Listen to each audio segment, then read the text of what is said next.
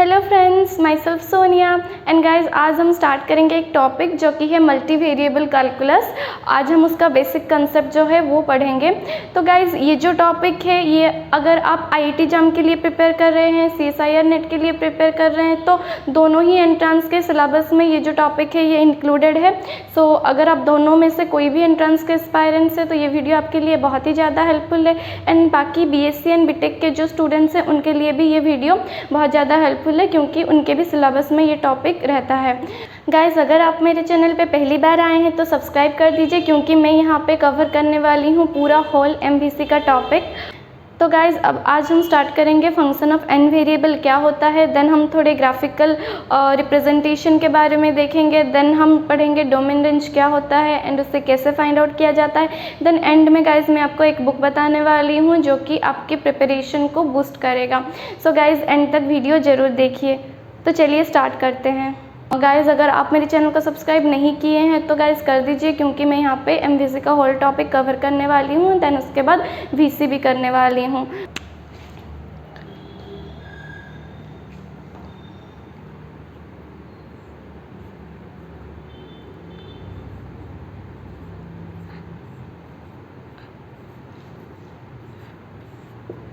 पहले हम थोड़ा फंक्शन ऑफ एन वेरिएबल का जो इंट्रोडक्शन होता है वो थोड़ा हम समझेंगे कि वो क्या होता है एक्चुअली, उसका मीनिंग क्या है।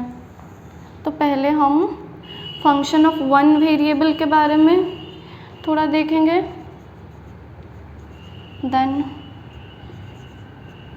टू वेरिएबल के बारे में देखेंगे,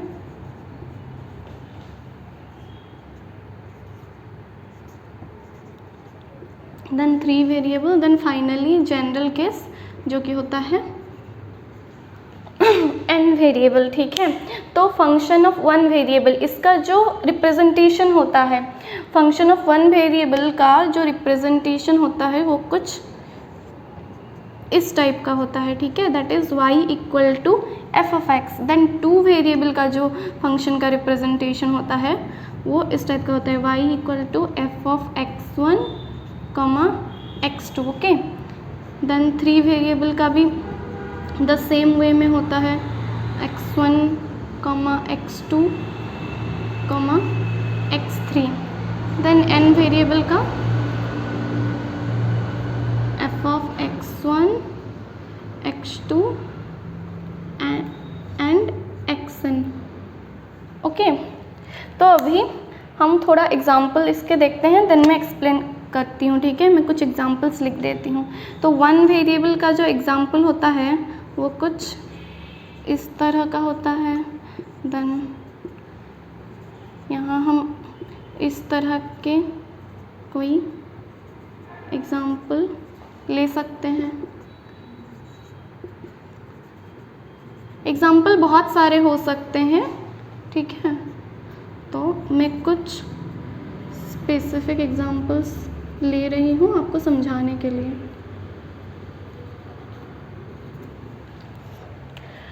so guys function of one variable क्या होता है। ठीक है, फंक्शन ऑफ वन वेरिएबल पहले इसे हम क्यों कहते हैं, फंक्शन ऑफ वन वेरिएबल हम इसे इसलिए कहते हैं क्योंकि इस फंक्शन में जो नंबर ऑफ इंडिपेंडेंट वेरिएबल होता है वो वन होता है।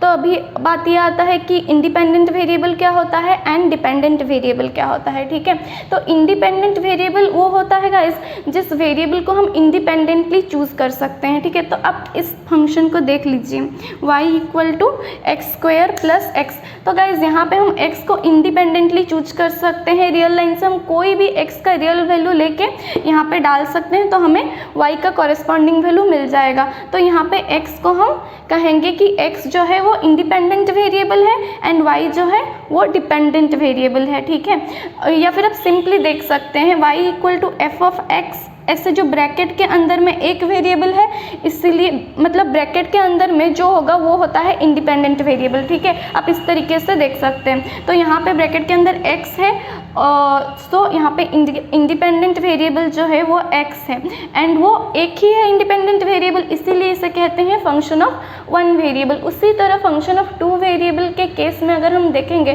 तो यहाँ पे जो इंडिपेंडेंट वेरिएबल है वो x1 एंड x2 है। तो यहाँ पे नंबर ऑफ इंडिपेंडेंट वेरिएबल 2 है, इसीलिए ये इसको हम कहते हैं फंक्शन ऑफ 2 वेरिएबल। सिमिलरली यहाँ पे इंडिपेंडेंट वेरिएबल 3 है, इसीलिए इसे हम कहते हैं function of 3 variable. And similarly यहाँ पे इंडिपेंडेंट वेरिएबल n है, इसीलिए इसे हम कहते हैं फंक्शन ऑफ n वेरिएबल। ठीक है, तो ये बात हो गया इंडिपेंडेंट वेरिएबल के बारे में। मैं थोड़ा लिख देती हूँ यहाँ पे है 1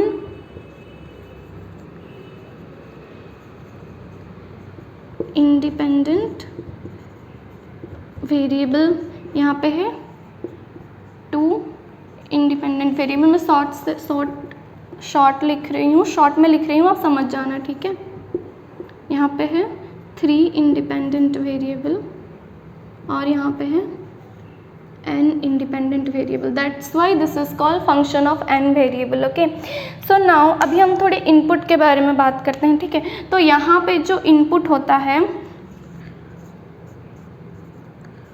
यहाँ पे जो इनपुट होता है वो एक रियल नंबर ही होता है।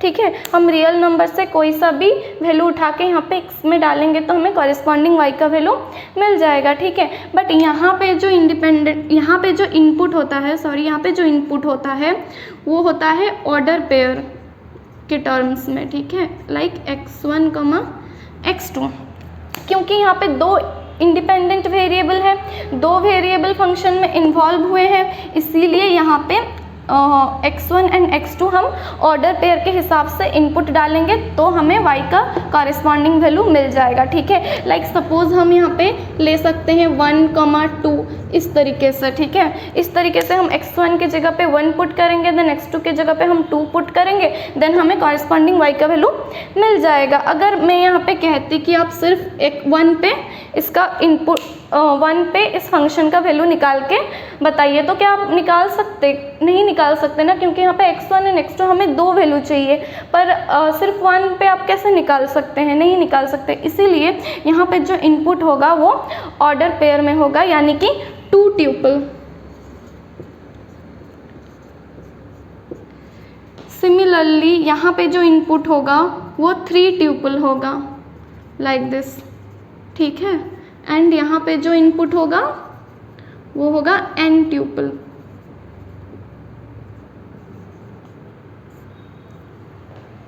ओके गाइज, आपको ये समझ में आ गया होगा। ये जो है पूरा बेसिक ही मैं बता रही हूँ, कुछ भी ऐसे मतलब ज़्यादा नहीं बता रही हूँ, ये बिल्कुल बेसिक चीज़ है फंक्शन ऑफ n वेरिएबल का। ठीक है, तो गाइज मैं इसे रब कर देती हूँ।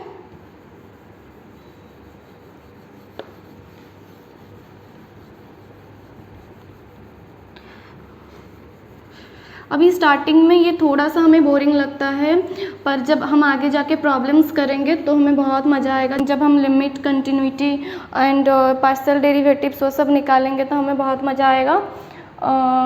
ठीक है, तो चलिए अभी हम थोड़ा ग्राफ के बारे में थोड़ा हल्का सा आइडिया लेंगे। ठीक है, तो ये जो y = f(x) का ग्राफ होता है ये तो सबको पता होता है, जनरली ये हम बहुत बार पढ़ते हैं, यूज़ करते हैं। 2 डायमेंशनल प्लेन में ही हम इस ग्राफ को जो है वो रिप्रेजेंट करते हैं। ठीक है, लाइक यहाँ पे ये है x एक्सिस एंड ये है y एक्सिस, तो यहाँ से हम x के वैल्यू ऐसे लेते जाते हैं, देन फंक्शन के गिवन फंक्शन के कॉरेस्पॉन्डिंग हमें y के वैल्यू मिलते जाते हैं। ठीक है, तो अभी जो फंक्शन ऑफ 2 वेरिएबल होता है इसे हम 3 डायमेंशनल स्पेस में रिप्रेजेंट करते हैं। ठीक है,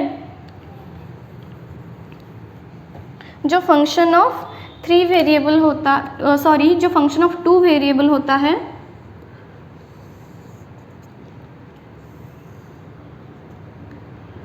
सपोज ये है हमारा x1 एक्सिस, ये है हमारा x2 एक्सिस एंड ये है हमारा y एक्सिस। तो आप यहाँ पे देख रहे होंगे कि जो x1 एंड x2 एक्सिस है ये 2 एक्सिस मिलके 2 डायमेंशनल प्लेन बना रहे हैं। तो हमारा जो पॉइंट होगा यानी कि जो इनपुट होगा ऑर्डर पेयर में होता है, तो वही ऑर्डर पेयर हम इस x1 x2 प्लेन से उठाएंगे। ठीक है, देन उसे फंक्शन में पुट करेंगे उस पॉइंट को, देन उसके कॉरेस्पॉन्डिंग जो फंक्शनल वैल्यू हमारा आएगा उसे हम y एक्सिस में लोकेट करेंगे। ठीक है, तो यहाँ पे सपोज 3 डायमेंशन में जो ग्राफ होता है कुछ इस टाइप का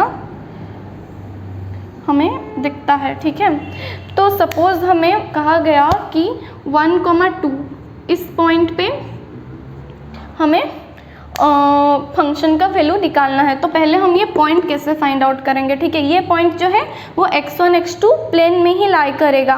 तो इसे हम कैसे करेंगे, तो x1 में क्या है, ये है हमारा x1 का वैल्यू एंड ये है हमारा x2 का वैल्यू। x1 इक्वल टू 1 है एंड x2 इक्वल टू 2 है। तो ये पॉइंट को हम इस प्लेन में x1 x2 प्लेन में कैसे फाइंड आउट करते हैं वो मैं बता रही हूँ।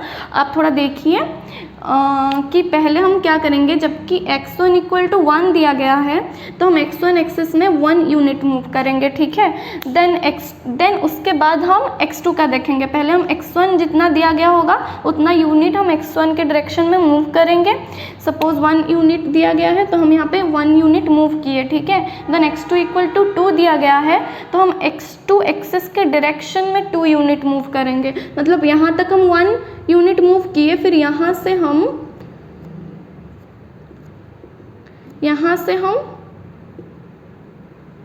2 यूनिट मूव करेंगे। तो ये जो पॉइंट आएगा ये हमारा आ जाएगा 1,2, ठीक है। देन इसके कॉरेस्पॉन्डिंग जो फंक्शनल वैल्यू होगा वो क्या होगा,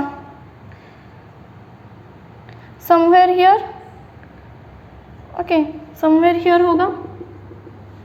इस तरह से हम फंक्शन ऑफ 2 वेरिएबल का जो ग्राफिकल रिप्रेजेंटेशन होता है वो इस तरह का होता है, ठीक है। देन फंक्शन ऑफ 3 वेरिएबल को हम कहाँ रिप्रेजेंट करेंगे, फंक्शन ऑफ 3 वेरिएबल को हम 4 डायमेंशनल स्पेस में रिप्रेजेंट करेंगे, जो कि हम ड्रॉ नहीं कर सकते क्योंकि वो हम विजुअलाइज ही नहीं कर सकते क्योंकि वो पावर हमारे पास नहीं है। अगर हमारे पास तीसरा आँख होता तो शायद हम विजुअलाइज कर पाते। तो ये जो होता है इसे हम 4 डायमेंशनल स्पेस में रिप्रेजेंट करते हैं। And n function of n variable जो होता है इसके लिए n+1 डायमेंशनल स्पेस में ये रिप्रेजेंट होता है, ठीक है। तो होप कि आपको ग्राफ के बारे में थोड़ा बहुत आइडिया आ गया होगा। तो अभी हम डोमेन रेंज के बारे में देखेंगे, ठीक है। तो गाइज मैं इसे रब कर देती हूँ।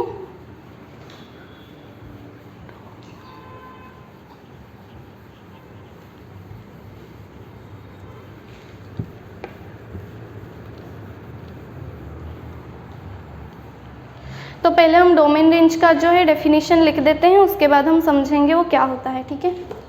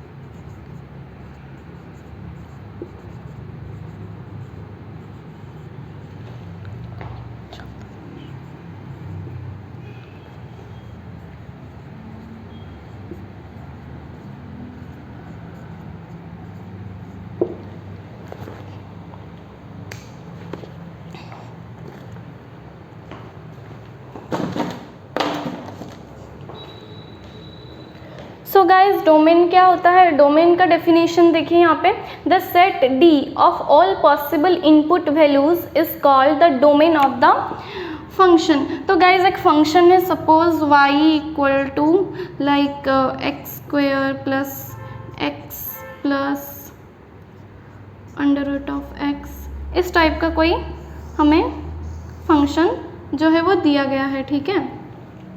तो यहाँ पे जो x के जितने सारे पॉसिबल वैल्यूज़ होंगे, ठीक है, x यहाँ पे है हमारा इनपुट, तो x के जितने सारे पॉसिबल वैल्यूज़ होंगे उन सभी के जो कलेक्शन होंगे, यानी कि उन सभी का जो सेट होगा उसको हम कहेंगे डोमेन। यानी क्या होता है, x क्या है यहाँ पे इंडिपेंडेंट वेरिएबल, तो हम ये भी कह सकते हैं कि all possible values for independent variable, ठीक है, यानी कि collection of the set of all possible input values को हम कहते हैं डोमेन, ठीक है।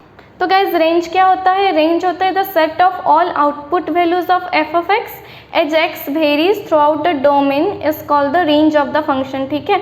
तो डोमेन होता है ऑल पॉसिबल इनपुट वैल्यूज यानी all possible values of x, and range होता है all possible values of y, ठीक है। जब एक्स डोमेन, मतलब सपोज हमने डोमेन निकाल लिया, ठीक है, तो एक्स का जो वैल्यू है वो डोमेन में से ही हम लेंगे, ठीक है। तो एक्स के सारे वैल्यू के लिए वाई के जो पॉसिबल वैल्यूज मिलेंगे हमें, उन सभी के कलेक्शन को हम कहते हैं रेंज, ठीक है। यानी कि रेंज का मतलब होता है all possible values for the dependent variable, ठीक है, collection of all possible values for the dependent variable.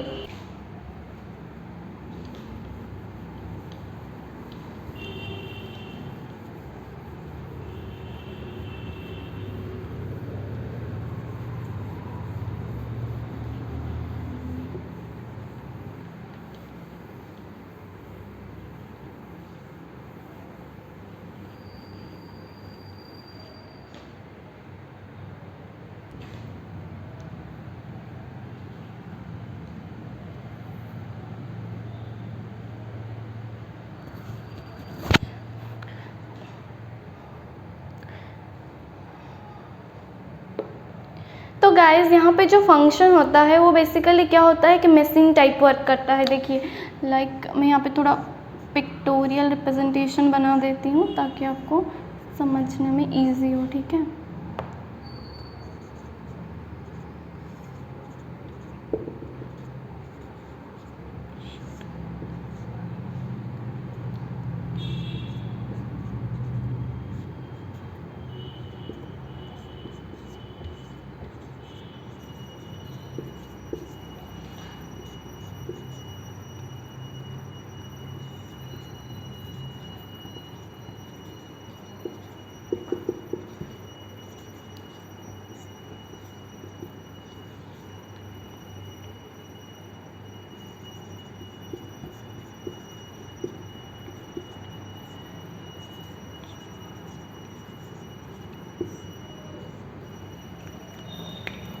तो गाइस फंक्शन जो होता है वो एक मशीन के टाइप वर्क करता है, ठीक है। फंक्शन एक मशीन के टाइप वर्क करता है, हम उसमें इनपुट डालते हैं एंड वो उसे कुछ प्रोसेस करके आउटपुट हमें दे देता है। तो बेसिकली क्या होता है, जो हम इनपुट लाते हैं गाइस वो हम डोमेन से लाते हैं, जो x1 x2 xn जो इंडिपेंडेंट वेरिएबल का वैल्यू होता है वो हम डोमेन से लाते हैं, एंड यहाँ पे कॉरेस्पॉन्डिंग जो भी वैल्यू निकलता है वो रेंज को बिलोंग करता है, ठीक है। तो सिंपली क्या होता है, फंक्शन क्या करता है, वो डोमेन से एक वैल्यू को उठाता है, उसे ऑपरेट करता है, देन उसे रेंज में लेके डाल देता है, ठीक है। तो गाइस शायद आपको समझ में आ गया होगा। तो चलिए अभी हम फंक्शन ऑफ n वेरिएबल का डेफिनेशन लिखते हैं, देन उसके बाद हम कुछ प्रॉब्लम्स करेंगे, डोमेन रेंज कैसे फाइंड आउट करते हैं उसके ऊपर हम कुछ प्रॉब्लम्स करेंगे, ठीक है।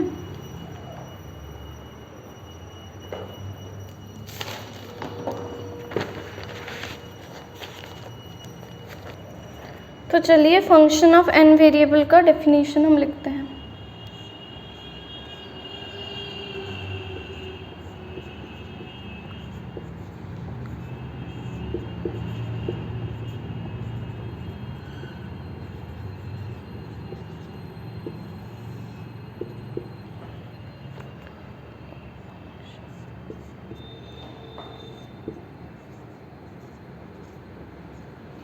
Function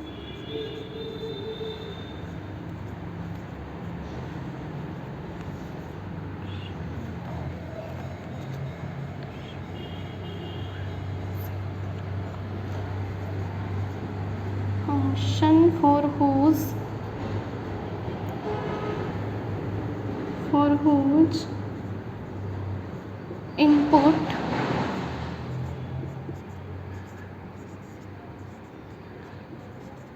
we require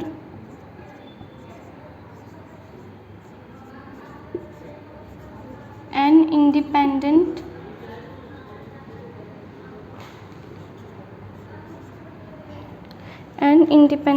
variable, say x1 xn, is called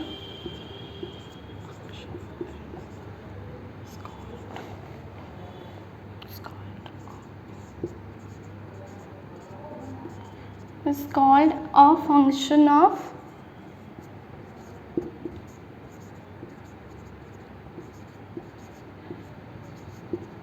n variable. तो guys function of n variable का ये डेफिनेशन है, a function real valued for whose input we require N independent variable से x1 x2 xn is called a function of n variable.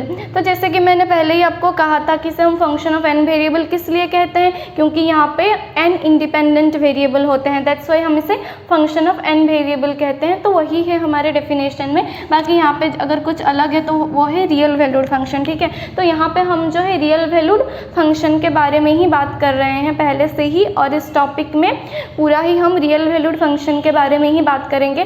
तो real valued function क्या होता है guys? Real valued function वो होता है जिसका रेंज जो होता है वो एक तो रियल सेट होता है या फिर रियल सेट का कोई सबसेट होता है, ठीक है।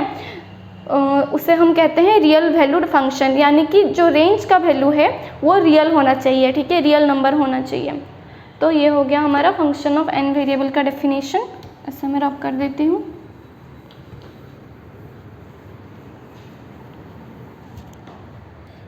सो गाइज अभी हम डोमेन रेंज कैसे फाइंड आउट करते हैं उस पर कुछ प्रॉब्लम्स करेंगे। तो सपोज़ हम पहले एक इजी सा एग्जांपल लेंगे। सपोज़ हमने लिया y equal to x square, ठीक है, ये है हमारा फंक्शन एंड हमें कहा गया है कि इसका domain and range find out करने के लिए, ठीक है। तो डोमेन पहले हम फाइंड आउट करेंगे। डोमेन का मतलब क्या होता है? Possible, all possible values for x, ठीक है। तो हम यहाँ पे x का जो वैल्यू है वो फाइंड आउट करेंगे, ठीक है। तो x का जो वैल्यू है गाइस वो हम यहाँ पे देख सकते हैं कि x का हम कोई सा भी वैल्यू लेके डालेंगे तो कॉरेस्पॉन्डिंग y हमें मिलेगा ही मिलेगा। सपोज़ हम x के लिए कोई नेगेटिव वैल्यू उठाते हैं, ठीक है। तो सपोज़ हमने x इक्वल टू लिया -k, ठीक है। थोड़ा अच्छे से लिखती हूँ यहाँ पे। सपोज़ हमने यहाँ पे x इक्वल टू -k लिया, उसके कॉरेस्पॉन्डिंग हमें क्या मिलेगा? -k का स्क्वायर, जो कि क्या होता है? k square. Then x equal to suppose हमने 0 लिया तो y इक्वल टू हमें 0 मिल जाएगा। Then x equal to suppose हम कोई पॉजिटिव वैल्यू लेंगे, सपोज़ k, देन उसका वैल्यू हमें क्या मिलेगा? k square. तो गाइस यहाँ पे हम देख सकते हैं कि हम नेगेटिव वैल्यूज़ भी ले पा रहे हैं, 0 भी ले पा रहे हैं, पॉजिटिव वैल्यूज़ भी ले पा रहे हैं, यानी कि हम x का कोई सा भी रियल लाइन से वैल्यू उठा के डालेंगे तो उसके कॉरेस्पॉन्डिंग y हमें मिलेगा। यानी कि x के हर वैल्यू के लिए यहाँ पे जो y का वैल्यू है वो एग्जिस्ट कर रहा है, ठीक है। तो x जो है वो हमारा हो जाएगा, मतलब x हमारा पूरा R सेट को बिलोंग करेगा, यानी x बिलोंग करेगा -∞ से ∞ तक। यानी यहाँ पे जो हमारा डोमेन होगा वो होगा पूरा होल R सेट, ठीक है। तो अभी हम निकालेंगे रेंज। डोमेन तो हमें मिल गया। तो हम जानते हैं कि x कहाँ से आता है? डोमेन में से आता है। तो हम डोमेन से x लेंगे, देन उसके कॉरेस्पॉन्डिंग जो y मिलेगा उसका कलेक्शन को हम कहते हैं रेंज। ठीक है, तो हमें x के जो पॉसिबल वैल्यूज़ है वो तो हमें मिल गए, यानी कि डोमेन हमें क्या मिला,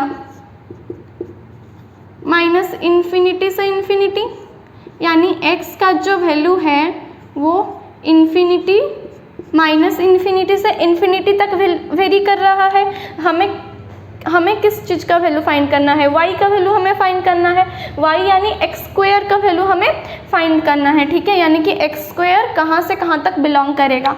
तो अगर हम स्क्वायरिंग कर देते हैं तो एक्स स्क्वायर का जो वैल्यू है वो हमेशा 0 से infinity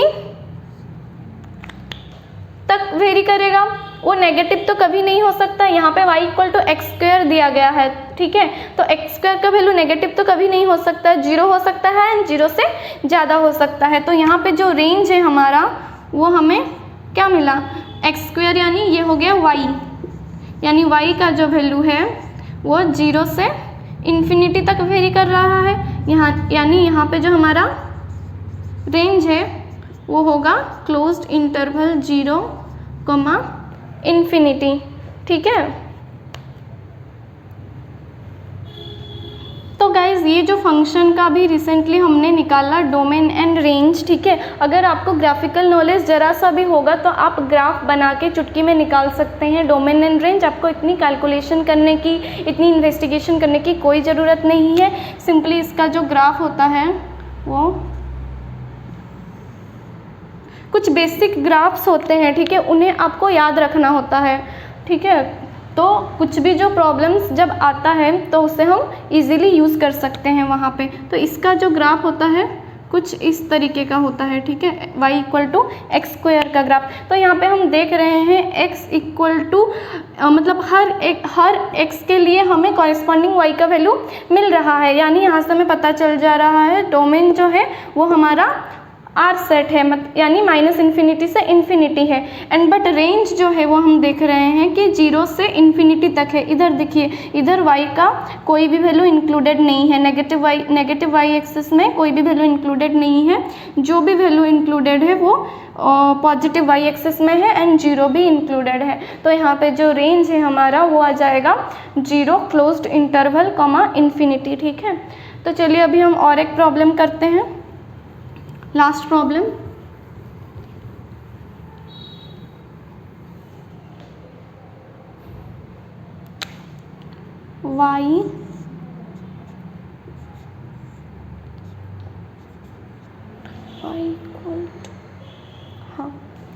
y equal to 4 minus x under root of 4 minus x. ठीक है, तो पहले हम डोमेन का निकालेंगे।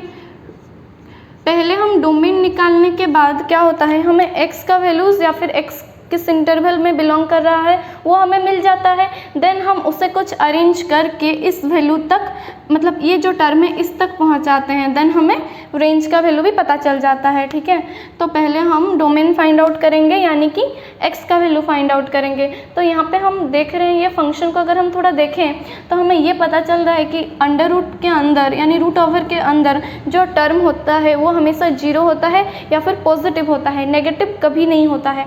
तो यहाँ से हम ये लिख सकते हैं कि 4 माइनस एक्स जो है ये हमेशा ग्रेटर देन इक्वल टू 0 होगा, या देन उसको हम सॉल्व करेंगे तो हमें मिलेगा x less than equal to 4, यानी कि x का जो वैल्यू है वो 4 हो सकता है या फिर 4 से कम हो सकता है। यानी x कौन से इंटरवल में बिलोंग करेगा, माइनस इन्फिनिटी 4 क्लोज्ड इंटरवल, यानी यहाँ पे जो डोमेन सेट है वो हमें क्या मिला, माइनस इन्फिनिटी 4। ठीक है, अब हमें क्या फाइंड आउट करना है, रेंज फाइंड आउट करना है। डोमेन तो हमने फाइंड आउट कर लिया।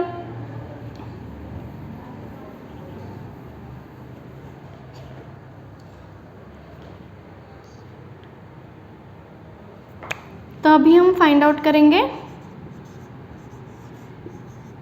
रेंज। तो x का जो वैल्यू है यानी जो डोमेन है हमारा वो हमें मिल गया लाइक दिस, माइनस इन्फिनिटी 4, यानी x का जो वैल्यू है वो इस इंटरवल में बिलोंग करेगा, ऐसे हम लिख सकते हैं। देन इस टर्म को एक्सटेंड करके यानी x में कुछ हम ऐसे अरेंजमेंट करेंगे, देन हम इस टर्म को यहाँ लेके आएंगे, ठीक है। तो हम पहले -x करते हैं, यानी थ्रू आउट हम माइनस मल्टीप्लाई करेंगे, तो इनइक्वालिटी जो है यहाँ पे चेंज हो जाएगा, है कि नहीं, इस तरीके से। देन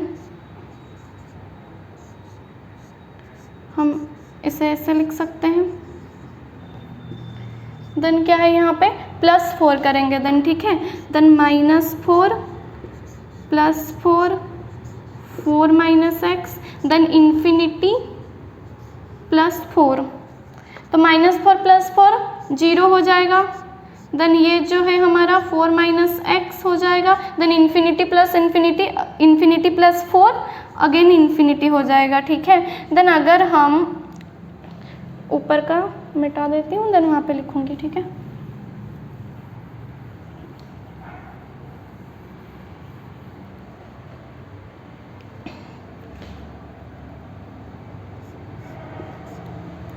देन हम यहाँ पे 4 -x में क्या है, टू दी पावर 1/2 है। देन हम टू दी पावर 1/2 करेंगे, 0 टू दी पावर 1/2 करेंगे तो वही 0 आएगा।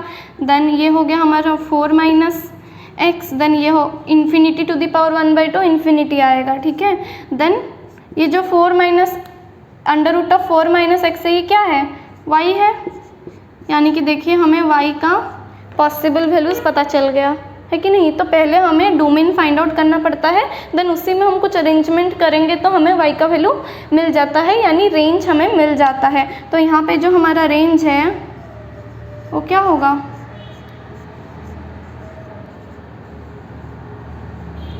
0, ∞, ओके।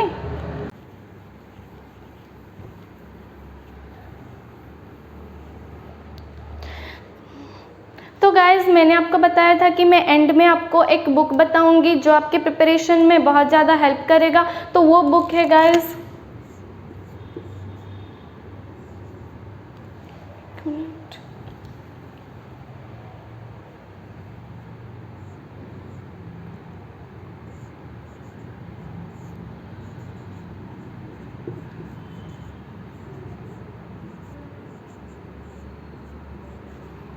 प्ले विथ ग्राफ, ठीक है। ये जो बुक है गाइस, ये आप अगर कोई सा भी एंट्रेंस के लिए प्रिपेयर कर रहे हैं मैथमेटिक्स का, तो ये जो बुक है आपके प्रिपरेशन में बहुत ज़्यादा हेल्प करेगा, ठीक है। अगर हमें ग्राफ के बारे में थोड़ा बहुत भी आइडिया होता है तो जो लिमिट, कंटिन्यूटी, डिफरेंशिएबिलिटी होता है वो हम ग्राफ को इमेजिन करके तुरंत से कर लेते हैं। और अगर ग्राफ के बारे में हमें ज़रा भी आइडिया नहीं होता है तो हमें बहुत ज़्यादा कैलकुलेशन करना पड़ता है, ठीक है। तो वो बुक जो है वो ये है वो बुक गाइस, आप देख सकते हैं।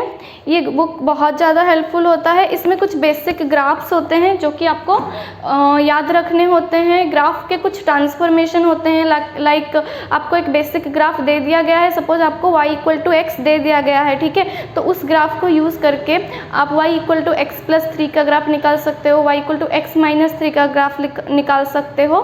इस तरह से इस बुक में सब ट्रांसफॉर्मेशन ग्राफ का जो है वो सब दिया गया है। तो ये बुक आपके लिए बहुत ज़्यादा हेल्पफुल हो सकता है।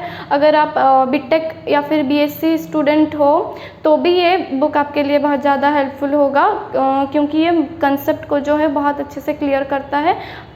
तो ये बुक जो है आपको फ्लिपकार्ट, अमेजन कहीं पे भी मिल सकता है, आप वहाँ से बाय कर सकते हो, ठीक है। सो फ्रेंड्स, आपको मेरा टीचिंग कैसा लगा कमेंट सेक्शन में ज़रूर बताइए। अच्छा लगा तो लाइक कर दीजिए एंड फ्रेंड्स के साथ शेयर भी कर दीजिए। अगर आप मेरे चैनल में नए हैं तो सब्सक्राइब कर दीजिए, क्योंकि यहाँ पे मैं लेके आने वाली हूँ एमबीसी का होल टॉपिक, यानी कि मैं इस चैनल में एमबीसी का होल टॉपिक कवर करने वाली हूँ। उसके साथ ही हम करेंगे कुछ प्रॉब्लम्स। सो सब्सक्राइब नहीं किया है तो आप कर दीजिए एंड बेल आइकन को भी प्रेस कर दीजिए ताकि हर वीडियो का नोटिफिकेशन आपको सबसे पहले मिल जाए। Thank you, bye bye.